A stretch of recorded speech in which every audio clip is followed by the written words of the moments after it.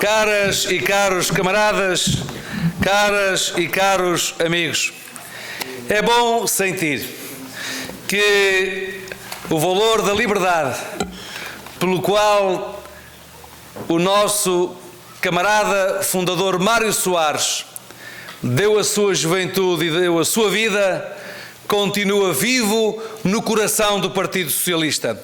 Porque ter-vos hoje aqui significa que há militantes que gostam de ouvir as propostas, gostam de conhecer as ideias, gostam de as debater, porque entendem que é assim que se constrói a democracia dentro do Partido Socialista e é com essa qualidade da democracia interna que nós poderemos também construir uma democracia mais qualificada no país.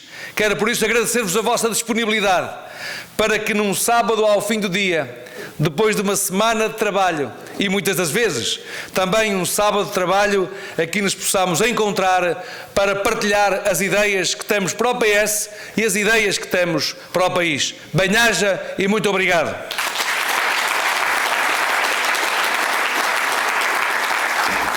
Permitam-me, caras e caros camaradas, que agradeça à Berta Nunes as palavras e o apoio, as palavras generosas que apenas têm justificação por ser uma amiga de há muito tempo e de eu também encontrar no município de Alfândega da Fé boas práticas de serviço à comunidade local, aos seus eleitores e aos seus cidadãos. Aqui, aliás, pude estar numa das candidaturas, quando foi candidata e o Eduardo partia também já para essa eleição, na sua preparação para vir a ser o candidato à Câmara Municipal. E é por isso que tenho muito boas memórias também de aqui. Na altura, num comício, junto a uma igreja, aqui numa das freguesias deste município. E é bom estar aqui hoje, talvez num dos primeiros momentos em que os candidatos estão junto dos territórios da baixa densidade e da coesão territorial, para vos dizer que podem contar comigo, porque conheço as vossas aspirações, porque as senti também na minha vida e porque no desempenho de funções políticas procurarei colocá-las no centro das minhas prioridades de opção para o nosso país. Berta, muito obrigado. Eduardo, muito obrigado pelo teu apoio também. E obrigado por aceitares estar também tão empenhado nesta candidatura. Permitam-me ainda, camaradas, que deixe ficar uma palavra especial ao Carlos Guerra. Conheci-o, ele tinha responsabilidades no Instituto da Conservação da Natureza. E pudemos, na altura, participar nos chamados sessões na aldeia. Eram serões na aldeia que permitiam estar horas e horas a ouvir os atores do desenvolvimento, os atores do território, desde os autarcas de freguesia, aos presidentes dos municípios, aos responsáveis do turismo rural, às instituições particulares de solidariedade social, aos pequenos investidores na agricultura, no comércio e na pequena indústria. Ouvi-los horas e horas e com essa capacidade para sabermos ouvir, aprender com as pessoas. Aprender não apenas sobre aquilo que são as suas dificuldades, mas também aprender com elas a construir as soluções que mais se adequam à resposta a essas dificuldades. Foi numa dessas sessões que contámos com o Carlos Guerra. E disse-lhe na altura, salvo erro, em Sinfãs, numa dessas noites de outono e inverno, chuvosa e de nevoeiro, que me identificava totalmente com a forma como ele concebia a coesão e o desenvolvimento rural. E é por isso que tenho gosto em que integre esta equipa como mandatário e que tenhamos alguém que tenha um pensamento tão estruturado para me dar os contributos que entender nesta caminhada, que espero que venha a ser uma caminhada para servir o nosso país. Carlos Guerra, muito obrigado.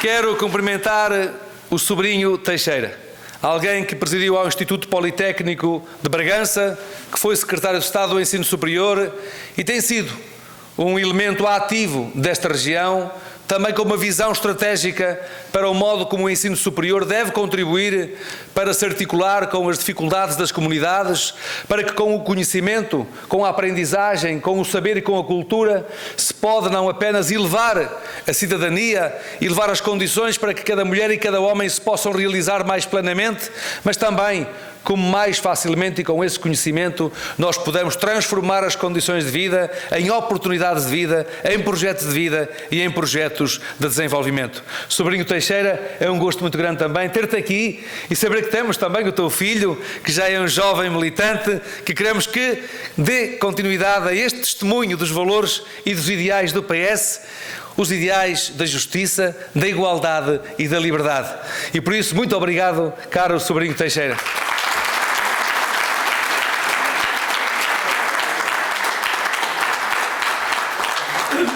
Quero saudar o nosso Presidente de Câmara, médico, Presidente de Câmara. Aliás, essa região tira muitos médicos ao Serviço Nacional de Saúde.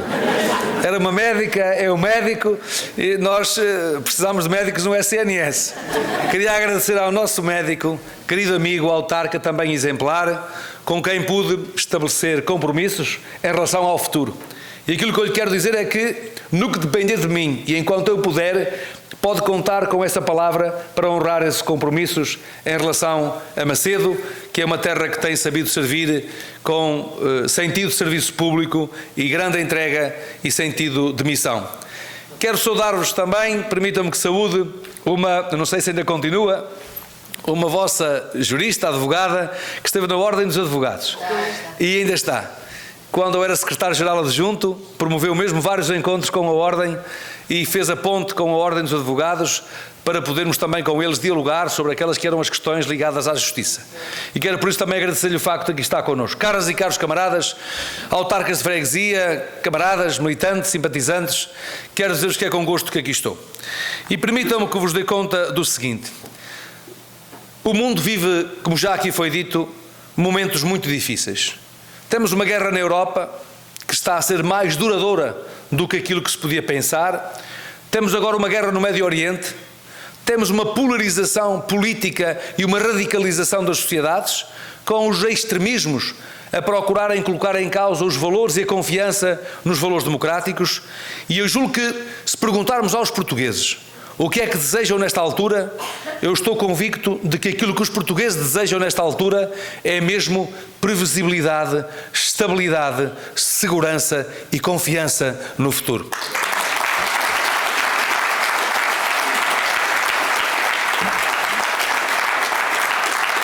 Camaradas, eu quero dizer-vos que, no meu entender, há uma resposta à qual todos os militantes devem responder nesta hora. E é por isso que eu vos peço a todas e a todos que procurem utilizar os números de telefone dos vossos camaradas, amigos de todo o distrito, e procurem colocar esta pergunta aos nossos camaradas. Camaradas, onde é que o PS pode ir buscar os votos para ganhar as eleições? Eu estou convicto também de que não é à nossa esquerda onde hoje já não há votos para ir buscar, porque se foram exaurindo eleição a eleição. Onde nós podemos ir buscar votos e apoio é ao grande centro político, social, democrático, que é aquele grande centro político e democrático que deu as grandes maiorias aos partidos, aos principais partidos do nosso país. Fosse ao PPD, fosse ao Partido Socialista, e que deu as grandes maiorias aos próprios Presidentes da República. É nesse grande centro político e social democrático que está o nosso espaço político, o espaço do PS, e que nós nunca poderemos perder.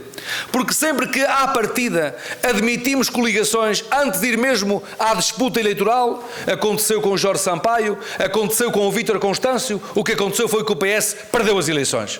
Nós temos que partir para esta eleição precisamente ao centro. E há aqui uma pergunta que se impõe. Qual dos candidatos tem melhor perfil para ir buscar esse eleitorado do grande centro político democrático? Estou convicto, sem falsas modéstias, por aquilo que vou sentindo na rua, pelas mensagens, pelas centenas de mensagens que me chegam à candidatura, de que quem tem condições para ir buscar esse grande eleitorado moderado do centro político e democrático sou eu e é a minha candidatura.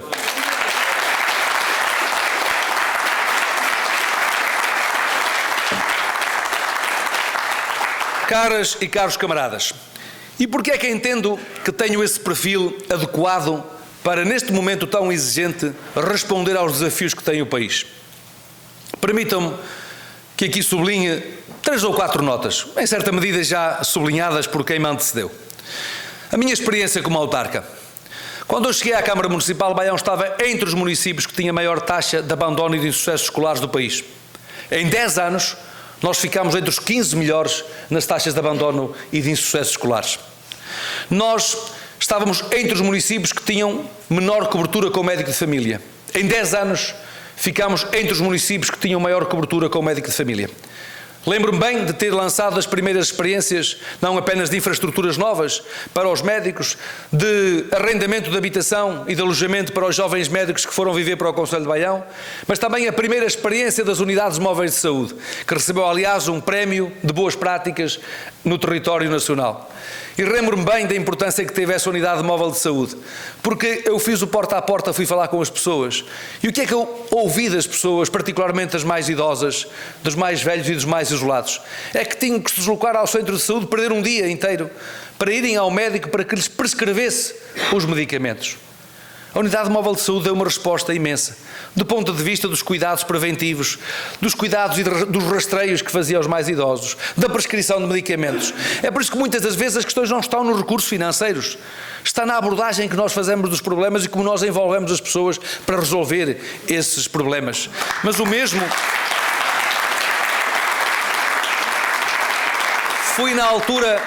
Fui na altura presidente do Conselho da Comunidade, que tinha a responsabilidade pelos cuidados primários de saúde, que envolvia 5 municípios, 250 mil pessoas. E pude formar para mim um juízo muito importante sobre onde está o nó górdio para nós conseguirmos resolver o assunto dos cuidados de saúde, tendo em conta o envelhecimento da nossa população. O nó górdio está mesmo na capacidade de reforçarmos os cuidados de saúde na comunidade. Por quanto mais capacitados estiverem os cuidados de saúde na comunidade, nomeadamente trabalhando em rede dos cuidados de saúde, do centro de saúde, do médico de família, com as instituições particulares de solidariedade social, com a misericórdia, nós conseguiremos encontrar respostas mais integradas para as pessoas, não tendo elas necessidade de se deslocarem para as urgências hospitalares, concentrando a procura nas urgências hospitalares. Porque a resposta pode estar mais próxima, porque em regra, e como se sabe, 30% da procura das urgências hospitalares são falsas urgências e que poderiam ser resolvidas a montante próximo das populações se houvesse resposta próxima das populações. Aprendi outra coisa muito importante também, é que nós, mesmo em relação aos exames de diagnóstico, precisamos de um choque tecnológico na saúde, por forma a que o médico de família, que está no centro de saúde, possa interagir com as unidades hospitalares onde estão as especialidades, para que avaliem os exames de diagnóstico e para que emitam os relatórios para quem está junto das populações, sem que as pessoas tenham que se deslocar para os grandes centros urbanos, perdendo dias e dias para conseguir uma consulta, meses à espera de uma consulta. E, portanto, esta melhor integração de redes, a melhor proximidade e a avaliação das necessidades, essa é a razão porque, ainda amanhã, vou almoçar com o Presidente das Instituições Particulares de Solidariedade Social, o Padre Lino Maia, e também com o Presidente da União das Misericórdias, para precisamente com eles procurar assumir claramente esse objetivo. Neste momento tão urgente, nós temos que dar 2 respostas que são também urgentes. Uma é de garantir um acordo com estas instituições sociais para garantir que elas nos podem auxiliar nos exames de diagnóstico, nas consultas e nas cirurgias e também conseguir garantir um projeto que, sem falsas modéstias, nasceu quando eu estava como secretário-geral adjunto de uma conversa com as IPSS e com o Ministro do Trabalho e com o Ministro da Saúde, para lançar o programa denominado Regressar a Casa, porque há 1.500 camas ocupadas nos hospitais por idosos que não têm retaguarda familiar e que apenas estão nos hospitais porque lhes falta uma retaguarda de proximidade junto do domicílio e dos locais onde nasceram, onde cresceram, onde se desenvolveram e onde se sentem mais seguros.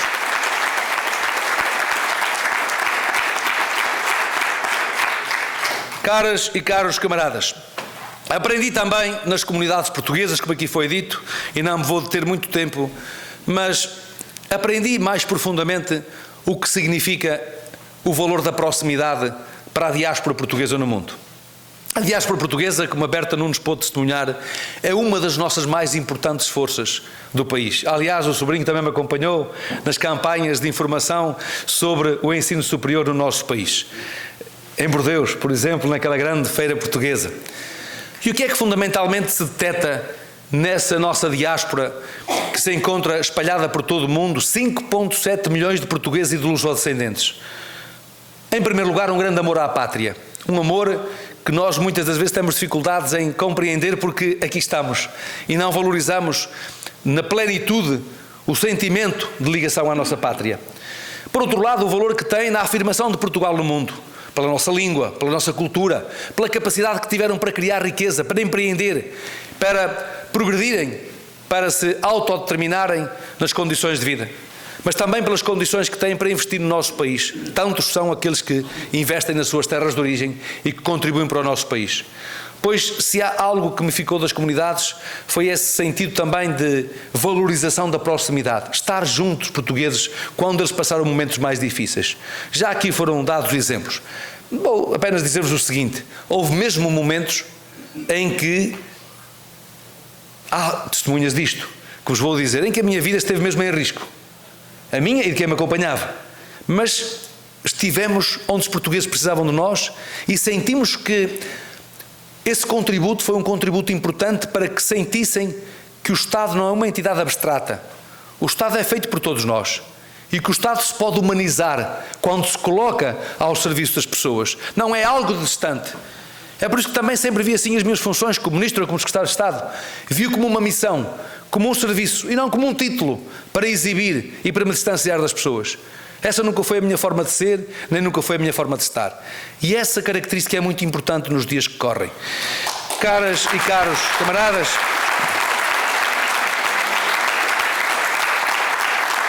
caras e caros camaradas, aqui também já foi dado conta daquilo que foram os desafios que me foram colocados no desempenho das funções de Ministro da Administração Interna. Tinha 4 grandes desafios: a reestruturação do Serviço de Estrangeiros e Fronteiras, a estabilização do sistema de emergência de comunicações do Estado, a valorização das condições de vida e a estabilização das nossas forças de segurança e também a preparação dos próprios incêndios florestais, em articulação com as forças e serviços da Proteção Civil. Ao fim de 1 ano e meio, se me perguntaram se tenho a consciência tranquila de que tudo fiz para que tudo decorresse com normalidade, com tranquilidade e honrando o compromisso que assumi com os portugueses e a lealdade que assumi para com o Primeiro-Ministro, sim, eu digo-vos, foi com toda a lealdade que servi o meu país e com toda a lealdade que servi o meu Primeiro-Ministro.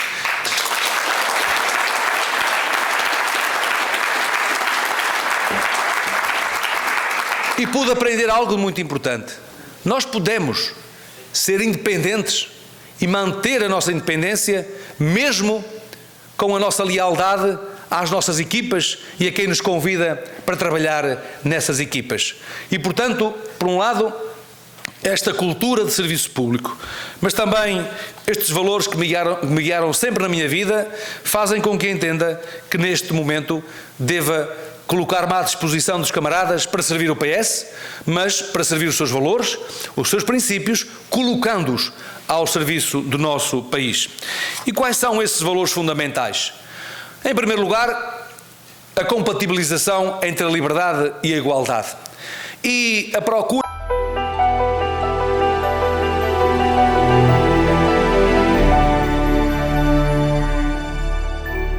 realizar as suas vidas o mais plenamente possível, removendo as desigualdades, removendo a pobreza, removendo os obstáculos à concretização de qualquer vida, independentemente do local onde se nasce, da família onde se nasceu, independentemente das condições de partida.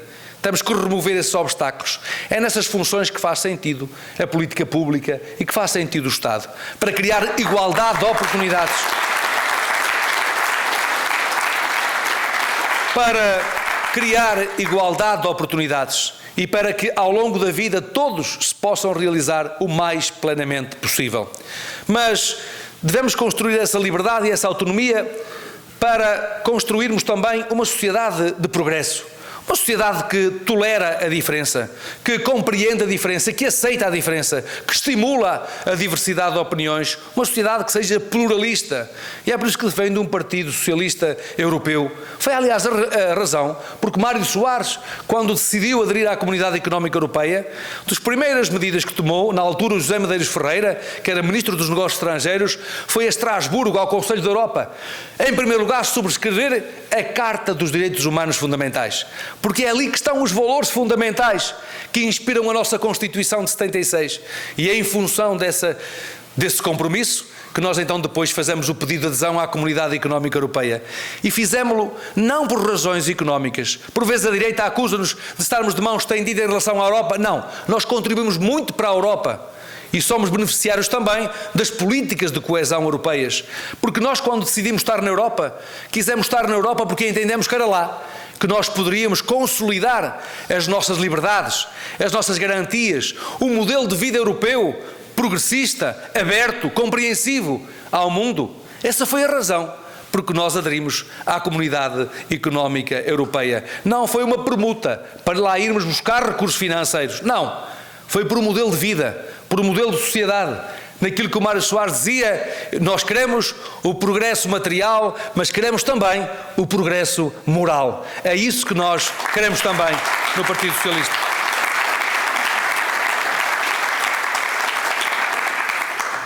Camaradas, e temos um compromisso muito claro para o futuro imediato, porque não vale a pena estar também com grandes recriações. Quais são os compromissos imediatos que o país tem? O primeiro compromisso imediato é cumprir o Orçamento do Estado. E o Orçamento do Estado é um bom orçamento para a nossa vida coletiva. É um orçamento que, por um lado, valoriza os rendimentos das famílias e valoriza particularmente os rendimentos daqueles que mais necessitam de um olhar atento do Estado, as crianças e os idosos. E nestes, a valorização das pensões. Continuar a valorizar as pensões dos mais idosos. É uma das prioridades do nosso orçamento. Mas valorizar também os rendimentos, particularmente dos trabalhadores. Continuar a valorizar os salários. Os salários, não apenas o salário mínimo, mas também a valorizar os salários médios. Não apenas pela valorização remuneratória, mas também pela redução dos impostos em sede de IRS, que é uma forma de valorizar os salários, de valorizar o trabalho. Mas também acreditamos nesta proposta do Orçamento do Estado e temos que a defender porque ela estimula o investimento público, que é algo que é tão caro à esquerda e à esquerda democrática. O investimento público com as prioridades certas. O investimento público na modernização das infraestruturas de transportes e de mobilidade. O investimento público na valorização das condições de saúde e nas infraestruturas de saúde. A valorização, nomeadamente nas políticas de construção de habitação, particularmente habitação para os mais jovens. E aqui permitam-me que vos diga que queremos dar um passo em frente em relação a estas medidas. O Governo já fez muito, nomeadamente tomou decisões para apoiar os custos com os empréstimos à habitação, tem políticas para valorizar o apoio às rendas, tem hoje já contratualizados com os municípios a construção de habitação, numa política que visa criar cerca de 30 mil habitações até 2026, 2027, com recurso do Plano de Recuperação e de Resiliência. Mas permitam-me que vos diga que é preciso ir mais longe. E eu quero assumir aqui convosco que vamos assumir na nossa moção um novo programa de construção de habitação a custos controlados, à semelhança de programas que já houve no passado, para darmos maior celeridade e envolver um setor que é dos mais dinâmicos da nossa sociedade, que é o setor da construção civil, voltado para uma prioridade que é uma prioridade fundamental.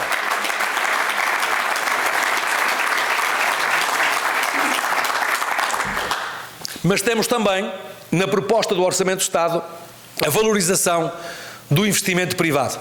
Quer no que respeita às denominadas agendas mobilizadoras, que é uma parceria entre as instituições de ensino superior, os centros de investigação, os centros de criação de valor, com as empresas e com a sociedade. Aliás, numa extensão e numa ampliação de uma experiência que o sobrinho conhece bem e todos nós, alguns de nós conhecemos bem, os chamados laboratórios colaborativos, que é já uma experiência muito importante, transferência de conhecimento dos centros de investigação para aqueles que não estão tão habituados a esta linguagem, é no fundo pegar no conhecimento que se produz nos centros de saber, nos centros universitários, nos institutos politécnicos, e se pega nesse saber, mas não se quer que o saber fique fechado dentro das instituições, que esse saber seja útil à sociedade, seja útil às empresas, seja útil a quem produz na sociedade e a quem cria riqueza. Ora, essas agendas mobilizadoras que estão hoje em todo o país serão uma boa experiência para nós podermos, a partir daqui, garantirmos uma aliança duradoura entre as forças da sociedade civil e as forças do Estado, desde a administração central à administração local, para garantirmos uma continuidade nesse investimento e nessa transferência de conhecimento para a realidade social, para a realidade económica, para a realidade empresarial. E permitam-me que dê conta também de uma das nossas novas propostas em relação às pequenas e às médias empresas. As pequenas e médias empresas representam cerca de 97% das empresas nacionais e criam cerca de 80% do emprego no país. Estamos a falar de pequenos estabelecimentos, como por exemplo agora onde parei, aqui no Soeiro, que é aliás um café que tem o nome do Soeiro Pereira Gomes, que nasceu na terra da minha mulher, em Gestação, que escreveu, entre outros, os esteiros que dedicou aos filhos dos homens que não foram meninos. E, portanto, julgo que todos, foi até com gosto que vi que havia aqui um café dedicado ao Soeiro. Mas o que nós aprendemos nesta, digamos, nesta realidade económica local é de que as pequenas e as médias empresas precisam agora de um impulso, de um novo estímulo. E essa é a razão porque, na proposta que vamos apresentar também, tenhamos também um programa para apoiar as pequenas e as médias empresas, em 3 dimensões complementares. O primeiro tem que ver com as condições do financiamento. Hoje, para financiar as pequenas e médias empresas, quando recorrem ao crédito, pagam 2,5% à mútua, que é uma garantia de Estado. Ora, sendo uma garantia de Estado, aquilo que proponho é que não paguem nada, porque o Estado, por essa via, pode apoiar as empresas na redução em cerca de 1/3 dos seus custos de financiamento. A segunda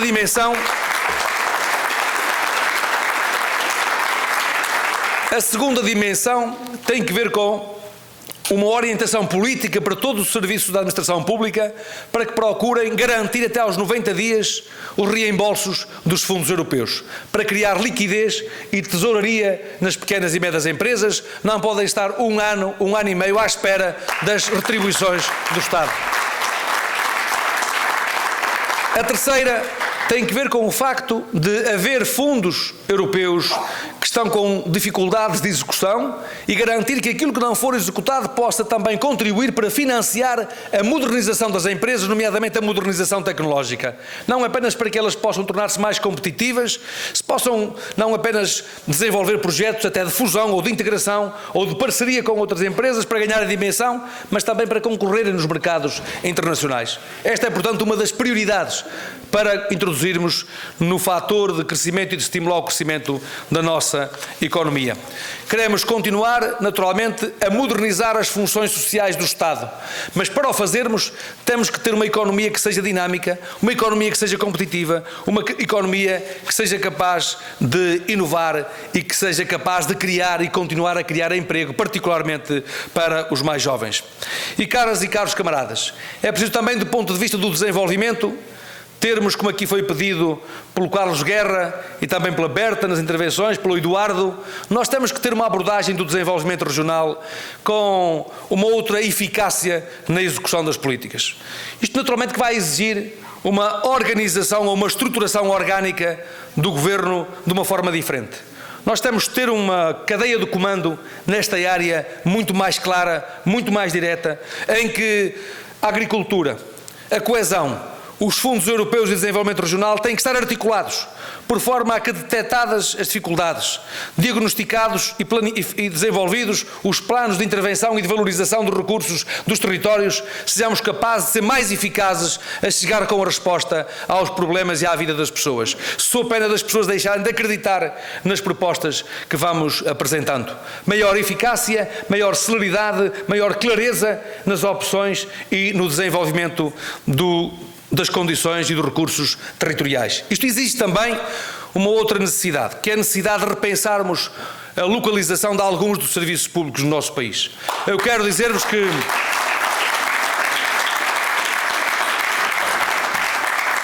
quero ser claro, tomei há dias a decisão de colocar a unidade de emergência de proteção e socorro que estava em Coimbra, de colocar na Guarda.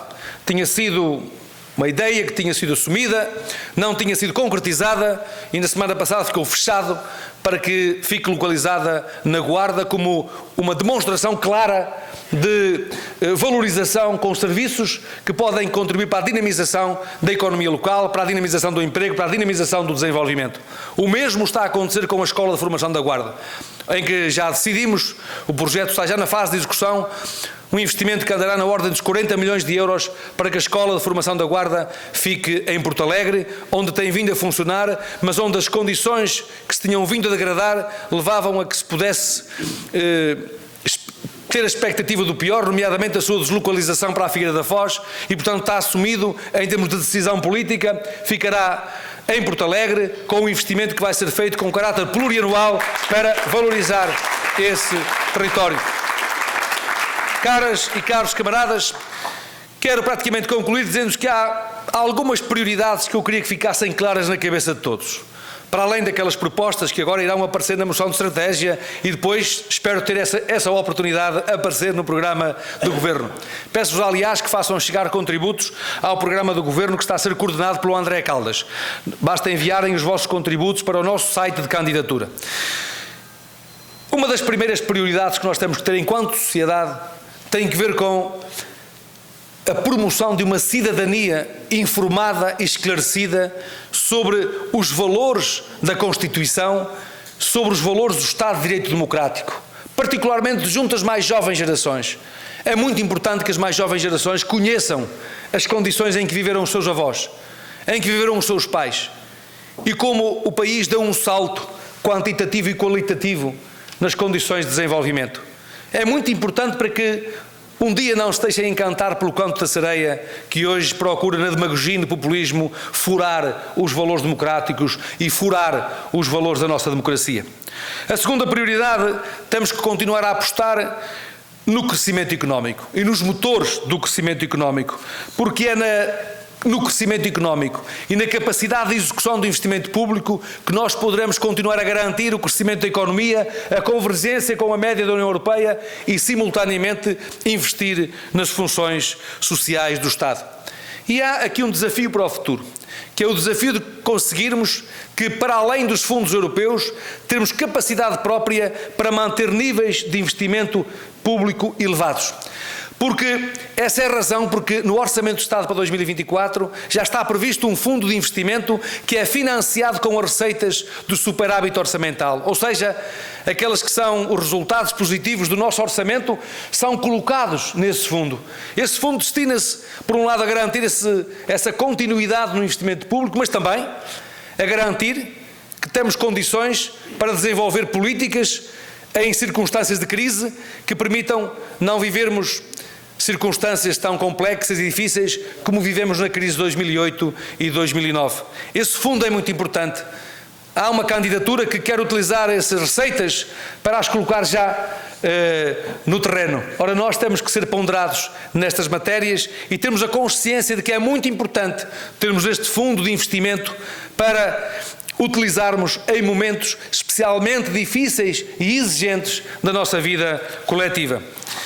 Em terceiro lugar, já sabem que queremos lançar esse diálogo e essa aliança duradoura com a sociedade civil, com as pequenas e com as médias empresas, com as instituições do setor social, para conseguirmos uma transferência do conhecimento com as instituições de ensino superior de caráter duradouro e capaz de valorizar recursos, capaz de criar emprego e de criar coesão social, económica e territorial. Queremos também, e por isso, manter nas nossas prioridades o combate à pobreza e às desigualdades, porque a riqueza deve servir para financiar a modernização das funções sociais e das funções económicas do Estado, deve funcionar para modernizar a própria administração pública, mas deve também servir para responder àqueles que são os nossos deveres da justiça social, à nossa responsabilidade social com os mais carenciados e que precisam de um olhar atento. O combate à pobreza e às desigualdades tem que continuar sempre a ser uma das prioridades do Partido Socialista. Ninguém pode viver tranquilo, ninguém pode viver de consciência tranquila se sente que à sua volta continua a haver pobreza, continua a haver desigualdades. Temos que ser muito conscientes deste dever que é um dever de todos nós. E há 3 instrumentos fundamentais para combater as desigualdades e a pobreza. O primeiro é criar emprego e emprego melhor remunerado. O segundo é investir nas qualificações e na educação das pessoas, porque investir na educação, na qualificação, na formação profissional é uma condição de realização da cidadania mais plena e realização da igualdade, para que cada cidadão se possam autodeterminar e construir o seu futuro e construir a sociedade e o nosso devir coletivo. E há também a necessidade de manter políticas sociais estáveis e sustentáveis. Queremos também garantir que o nosso posicionamento nesta candidatura tem linhas muito claras. E com isto, caras e caros camaradas, quero terminar. Primeiro, para vos dizer que sou por um PS que seja autónomo na sua capacidade de decidir, vinculado aos seus princípios, aos seus valores, e que fundamentalmente tem que ver com um programa de modernização, de liberdade, de igualdade e de justiça. Sou por um PS que está onde sempre esteve, ou seja, um PS da esquerda democrática, a favor da Europa, da democracia liberal, progressista. Sou por um PS de uma corrente progressista e reformista. Não sou por um PS de rupturas que provoquem instabilidade, que provoquem o receio, que provocam a insegurança. Não, sou por um PS reformista, que constrói reformas em diálogo e que constrói reformas no diálogo com todos, porque são as reformas que se tornam duradouras. As reformas que se tornam duradouras são aquelas que têm a maior base social de apoio possível, porque quando nós procuramos impor à força as nossas opções, o que acontece é que os que vêm a seguir a nós voltam outra vez com tudo para trás. Nós temos que construir soluções.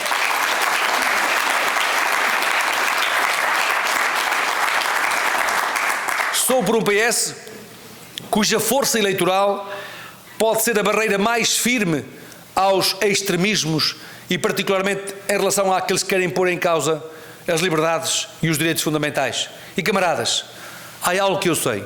Basta olhar para o que se passou nos Estados Unidos. Basta olhar para o que se passou na França. Basta olhar para o que se passou no Brasil. E o que é que em todas estas sociedades nós podemos observar? A polarização excessiva, direita-esquerda, direita-esquerda, direita-esquerda, levou a que os extremos e os extremismos crescessem e absorvessem as forças moderadas do centro.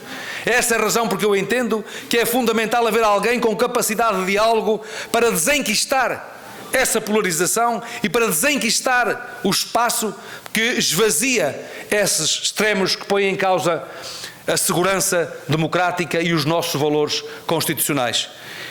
Tenham consciência disto. Um discurso excessivamente polarizador, de nós contra os outros, tem tendência a favorecer o fortalecimento dos extremos, quer à extrema-direita, quer à extrema-esquerda, e seremos no futuro todos vítimas desses extremismos que se colocam à extrema-esquerda e à extrema-direita.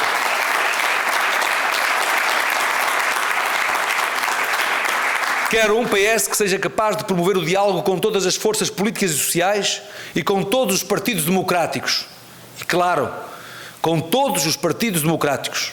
Partidos como o Chega, nós não os deixaremos passar, porque são partidos que querem furar a democracia, querem destruir os valores constitucionais, querem destruir o que se construiu depois do 25 de Abril.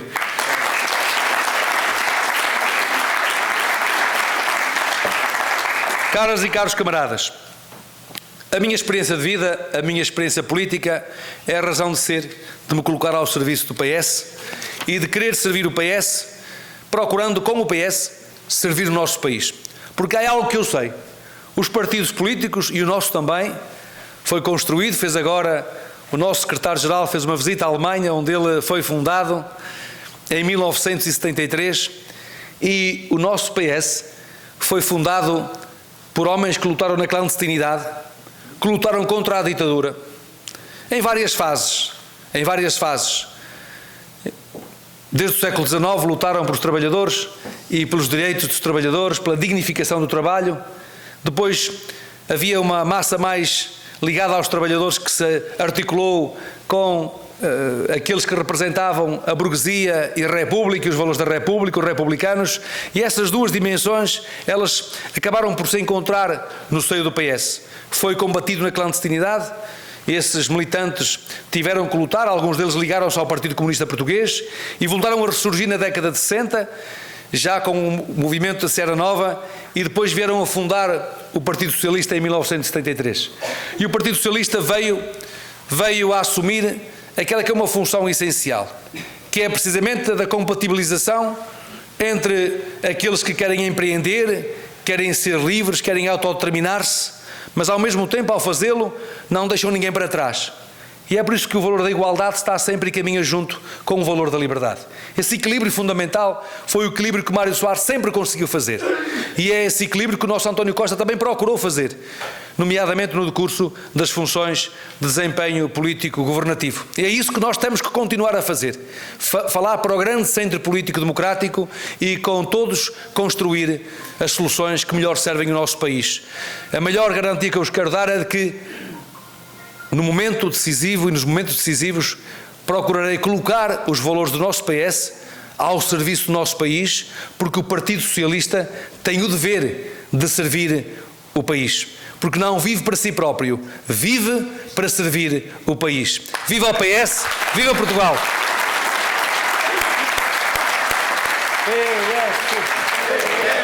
PS!